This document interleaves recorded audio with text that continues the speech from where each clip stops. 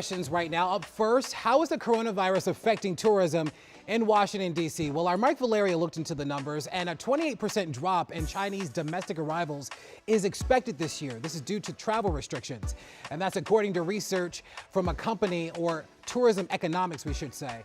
Chinese tourists make up the largest group of overseas visitors to the D.C. area, and that means fewer tour buses at monuments, museums, and other attractions.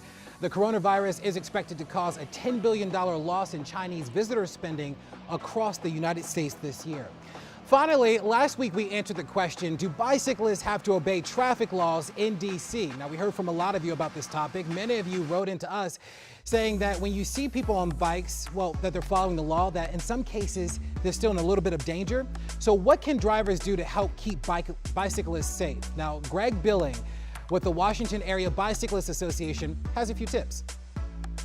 Bicyclists often are drivers, but often drivers aren't bicyclists. So there's a big understanding of sort of how the road works from one perspective, but not the others. There's a couple things that you can do to be safe on the road. One, slow down and follow traffic laws. Make sure you're following the speed limit and put your cell phone away. Make sure that when you're passing a bicyclist, you give the legally required 3 feet of space, if not more, and don't honk your horn. It's really loud, and it could either mean have a nice day or get out of my way, and it's a hard way to know.